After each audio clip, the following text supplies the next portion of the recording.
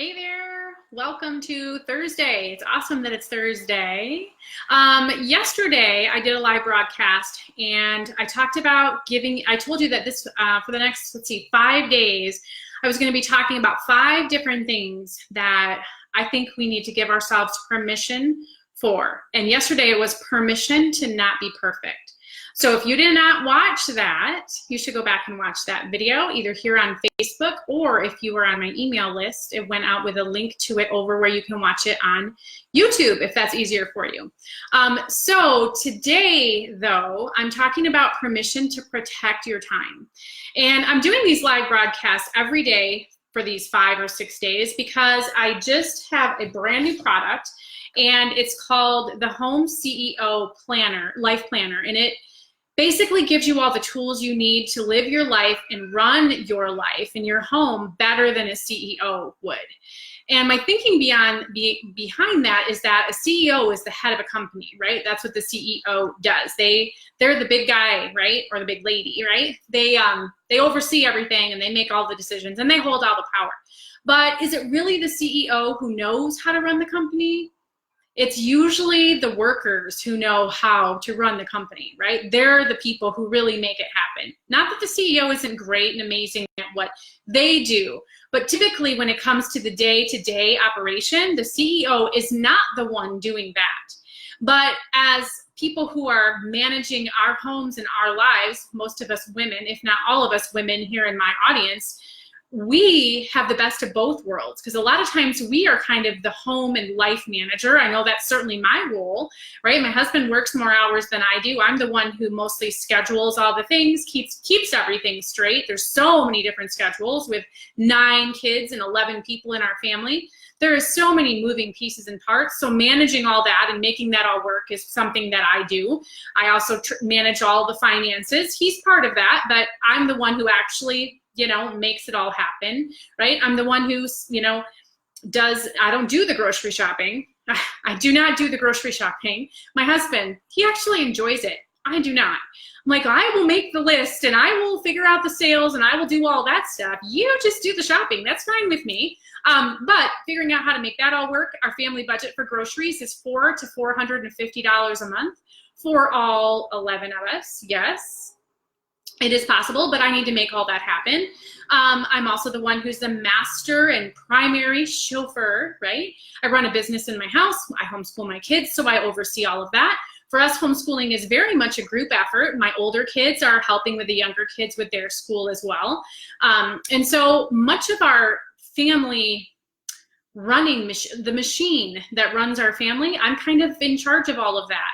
And so I'm kind of the CEO in that way, but I'm also the one in there in the trenches doing the work. And I would imagine the same is kind of true for you, because it is true for most of us women. We wear many hats. We have a lot of different responsibilities. We have a lot of different plates to keep spinning. We have many things that we keep going all at the same time, and we're in the midst of it doing all of that. So that makes us kind of like the worker. So I think that we have really the best of both worlds, because we're the CEO and we're the worker making it all run, but we have to have the right tools. And after years of helping women and trying to give women better systems and solutions for coming up with things that will just help them feel accomplished at the end of the day, rather than frustrated and exhausted before you even get out of bed in the morning because you got to get up and do it all over again. Like, that's my mission in life, has been to help women not feel that way. I remember what it was like to feel that way. But as my family has grown, I have had no choice but to figure out how to do things more efficiently, how to be able to manage things, but yet still have time for myself, how to manage things and still keep a household running, even though we're super busy. How do we get the cleaning done? How do we get all that stuff done? How do we manage the schedules? I've had to figure out how to really streamline all of that stuff to get it working really, really well for our family. And so I've taken everything like that I've learned, and I've put it all into this binder, right? This Home CEO Life Planner. It's all in here, and it just became available yesterday. I will put a link where you can find, where you can get your copy. We have actually 3 different options, and you can read about each one of those and actually watch a video about each one of those options. The binder is basically the first option, and the planner is basically the first option. The second option is to join us for the Power 90, where we are going to take 90 minutes we're going to do a 90-minute class, and I'm going to actually walk you through how to fill everything out in there, explain to you what it all means, and give you the time to actually fill it out so that when you're done, theoretically, you're going to have pretty much your whole thing filled out and you're going to be ready to use it. Because I don't know about you, but I have bought planners and I've bought different systems, and finding the time to actually figure out how to use them and implement them somehow just never seems to happen. So I have so many things that over the years I thought were going to work and I just never took the time to make them work. That's why I came up with the Power 90. So that's another option. Ooh, and with the Power 90, with the deluxe package, you also get my time management sheets as a bonus, which these are something that I've had for a couple of years. People have been using these, and these are sheets that will help you. These are sheets that will help you know what to do at the right time. Did you know there's actually a right and a wrong time to do pretty much every task you have to do? So it's not just the sheets. The sheets are a tracking system. It allows you to track your weeks. It allows you to log your hours. It allows you to prioritize your tasks, but it's also the whole system. I give you a video. It's like a 25-minute video where I teach you how to use them, and that's where you really get the whole system that helps you know the right and the wrong time to do stuff. So that comes along with our deluxe and our platinum option as well. And with the platinum option, you also get a one-on-one consultation call for 30 minutes with me so that we can troubleshoot any of your specific situations and sticking points. So there's 3 options there. So you can watch the videos and see which option fits you best. You can also go to theintentionalmom.com/home CEO if you don't want to wait for me to get the link in the video. But one of the things we're going to be talking about today is I'm going to be giving you permission to protect your time. This is something that's huge for me. This is something that is essential in my life because I have so many people who are constantly trying to take little bits of my time, right? And that's not to say that they don't need little bits of my time. But if I let people interrupt me, kids, people with text messages who need something from me, have a question, if I responded to each and every person who was trying to just get my attention for even just a minute or two, I would never be able to get anything done. And so that's what I mean by protecting your time. Not everything is urgent. I'm going to say that again. For the tasks that we even come up with that we need to do in a day, this, let me show you. This is my, let me show you this. This is probably an easier way of showing. This is the schedule. In the planner, I've got a schedule for stay-at-home, moms who stay at home, or women who stay at home, or working women. So this is basically a rundown of a schedule that I pretty much follow and that works pretty well for me. Everything in there is scheduled out, and it's scheduled out every hour. And there's also a blank one that comes in here so that you don't have to use my schedule if you don't want my schedule. A lot of times people say, what does your schedule look like? Now you can see what it looks like. But you'll see how everything is really, every hour is planned out. And I wouldn't be able to get any of that done, or I would constantly be getting interrupted so that other people would like to constantly interrupt me. Again, I'm not saying anything bad about other people. I'm just saying, when you have a lot of people in your life and a lot of roles that you play and a lot of things to keep juggling, you're going to have a lot of interruptions coming at you all the time, and you're going to constantly feel like you're pulled in 1,000 different directions.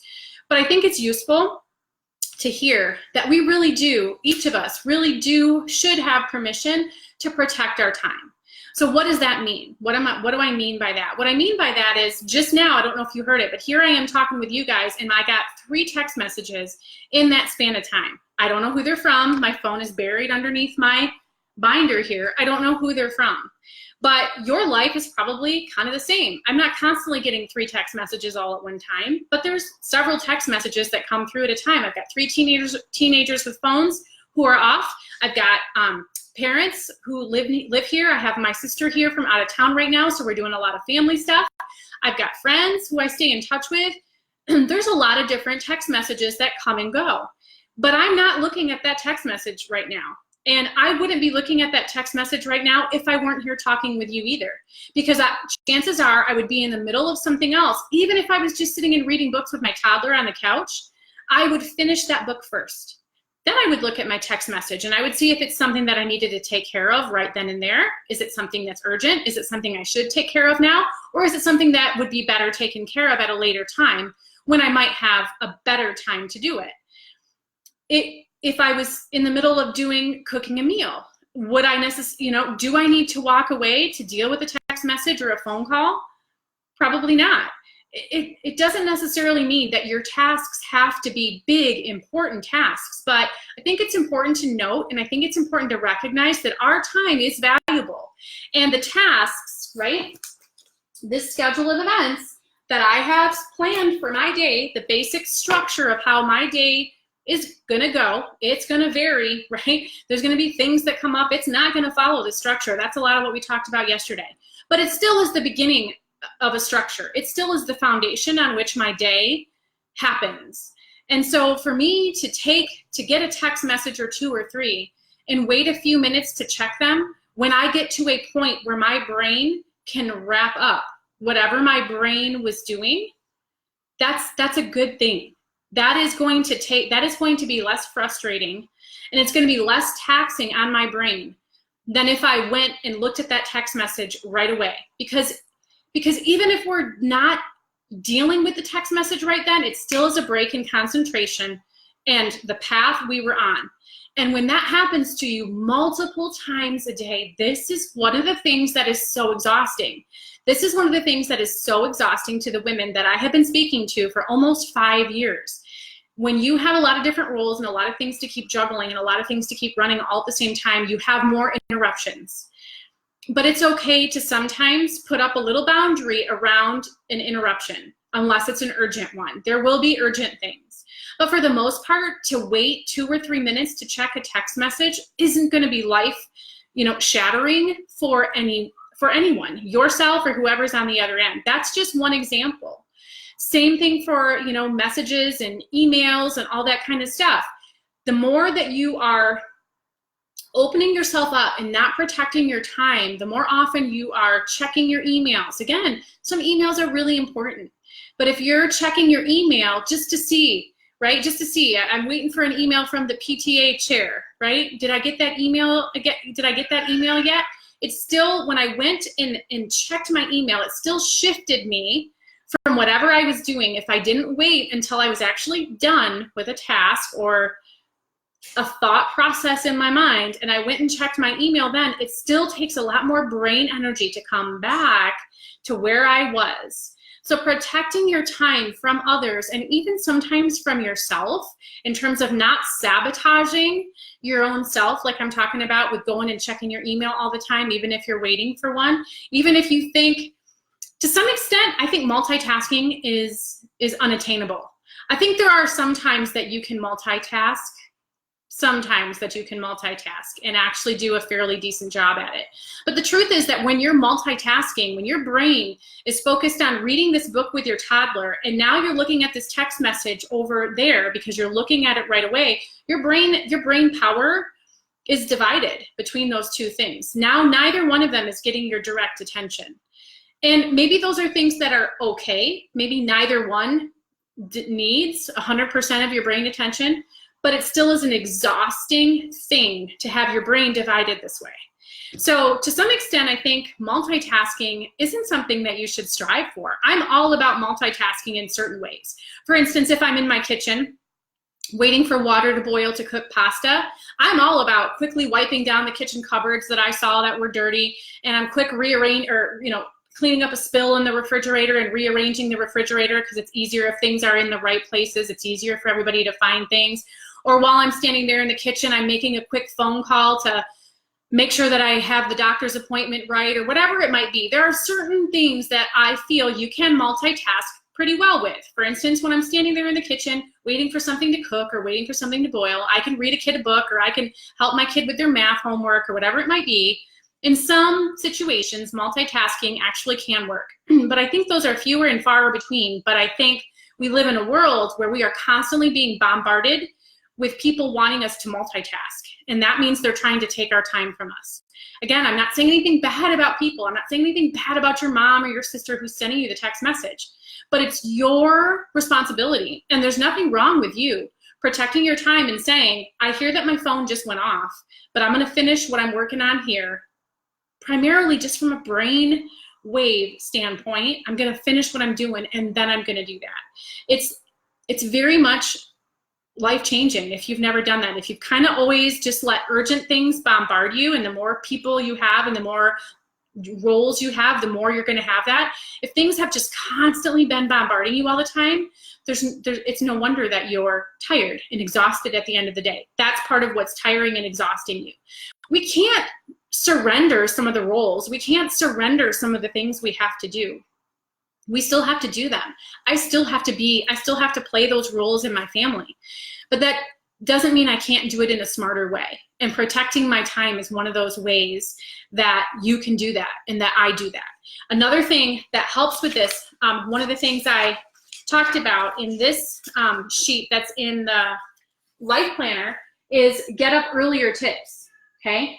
There's all kinds of tips on here about how to get up earlier. I hear from women that they want to get up earlier, but it's a struggle. A lot of times it's because they didn't go to bed on time the night before. They stayed up too late because they wanted to visit, or they wanted to watch a show and just unwind and unplug, and it's the only time the house is quiet. I get that, I do. But I hear from women that they still wish they could get up earlier, because oftentimes they're not getting up early enough to actually like ground their day and actually like catch their breath and just like come up with a plan. Part of my morning routine is to plan my day for 10 minutes. I also spend 10 minutes reading something that inspires me. I also spend 10 minutes, it's in my morning routine actually. It's in here. This is what my morning routine looks like. I wake up at 5:30, sometimes it's 5.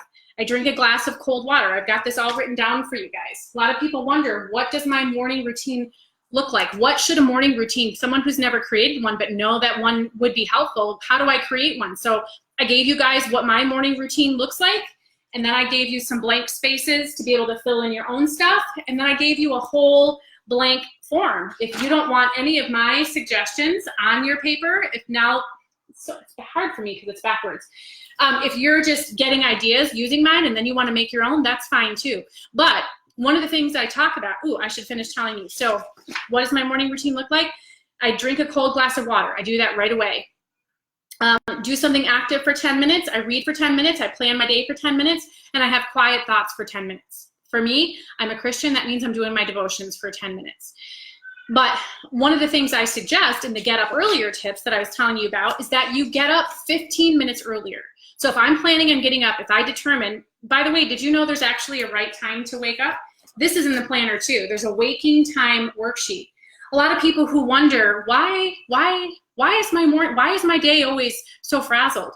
Why can't I ever just, why does my day always feel like I'm chasing my day around? Well, it's probably because you're not getting up at the right time. What is the right time? Well, my right time is probably not the same right time for you, right? Because what my morning needs to be is probably different from what your morning needs to be. This is what the waking time worksheet is for. It's a formula that you can plug in. It asks you the questions so you can figure out what time is actually the right time to get up so that your morning will actually work, right?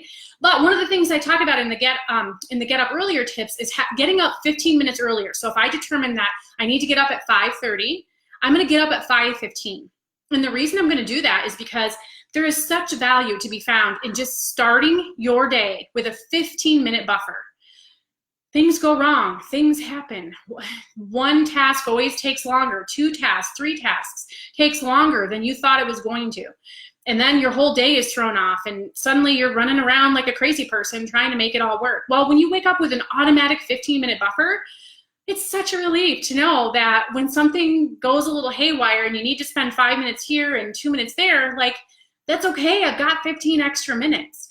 And that can be some of what those 15 minutes can be part of what gives you the time you need to actually check those text messages at the right time. You've got some buffer time in your day just simply because you woke up 15 minutes earlier than the formula said you needed to.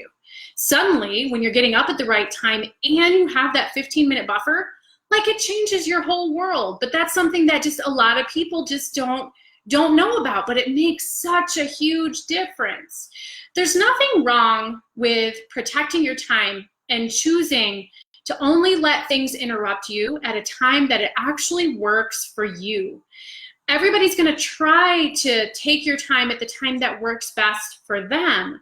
That doesn't mean that we have to let that happen. And that doesn't mean that you're putting people off for long periods of time. A lot of times it's just 3 to 5 minutes, you know, it's not very long. But we need to sometimes hear that it's okay for us to protect our time. Sometimes we need permission to remember that our time does matter too, and that we matter, and that the structure we had planned for our day with that daily schedule that I showed you that's in here, it's okay for us to try to stick to that as much as we can. And so I'm going to wait until I'm done with this particular task, and then I'm going to worry about my email, and then I'm going to worry about that Facebook message, and then I'm going to worry about that text message. And for me, with my kids at home, because we homeschool, then a lot of times my kids will come to me and just start talking to me and start asking me a question right when I'm in the middle of something. And they know it's something I commonly say. I can't answer your question right now. I will answer your question in about 10 minutes, or I will answer your question in about 15 minutes.